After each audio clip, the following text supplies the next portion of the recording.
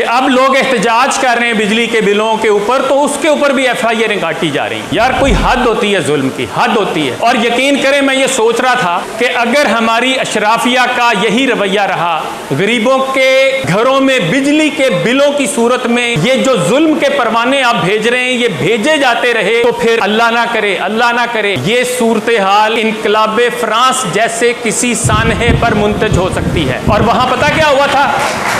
سن لیں ذرا، ول ڈیورنٹ مشہور مورخ اور فلسفی اپنی کتاب ہیروز آف ہسٹری میں لکھتا ہے کہ ملکہ جو فرانس کی تھی، میری اینٹوائنٹ جین، پیرس سے 23 میل دور خوبصورت محل میں وہ رہتی تھی، اور اس نے غریبوں کا مذاق اڑاتے ہوئے طنزیہ ایک جملہ یہ کہا تھا کہ اگر ان کو روٹی نہیں ملتی تو یہ کیک کیوں نہیں کھا لیتے۔ اور اس کے بعد جب ہجوم بپھرا تو اس ملکہ اور اس کے شوہر لوئی کو پکڑا گیا، انہی کی گاڑی میں بٹھا کر گلوٹین تک لایا گیا۔ گلوٹین کس کو کہتے ہیں جانتے ہیں؟ وہ جو ایک چھرا آتا ہے اوپر سے چرخیوں پہ گھومتا ہوا اور نیچے آ کے گردن کو کاٹ کے رکھ دیتا ہے، اس کو گلوٹین کہتے ہیں۔ وہاں لایا گیا اور اس کے سامنے اس کے شوہر لوئی کو پہلے اس کا سر تن سے جدا کیا گیا۔ ملکہ کے ساتھ اس کے اس جملے کی وجہ سے اتنا غبار تھا لوگوں کے اندر کہ اس کو مجبور کیا گیا کہ وہ اپنے کپڑے اپنے پہرے داروں کے سامنے تبدیل کرے۔ وہ ماتمی لباس پہننا چاہتی تھی، اسے اس کی اجازت نہیں دی گئی۔ اس کے ہاتھ پیچھے باندھے گئے،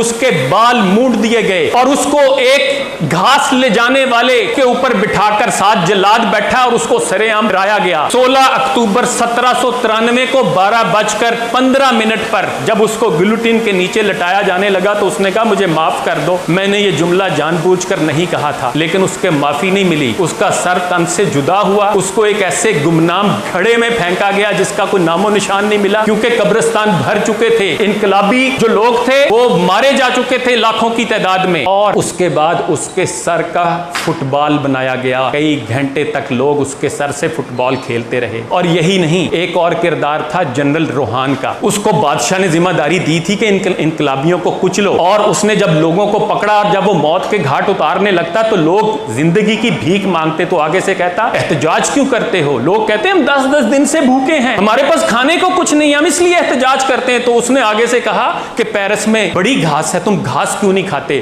اسی جرنیل کو گلوٹین کے پاس کھڑا کر کے گھاس کھانے پہ مجبور کیا گیا، اور پھر اس کے منہ میں گھاس ٹھونس دی گئی، اور اس کے بعد اس کو گلوٹین پہ لٹا کے اس کا سر بھی تن سے جدا کر دیا گیا۔ میں میسج دیتا ہوں پاکستان کی اشرافیہ کو کہ خدا را بس کر دیں، خدا را بس کر دیں، اس عوام کا اتنا امتحان نہ لیں۔ یہ نہ ہو کہ یہ غریب عوام پھر آپ کے گریبانوں تک پہنچے تو آپ کو بھاگنے کو راستہ نہ ملے۔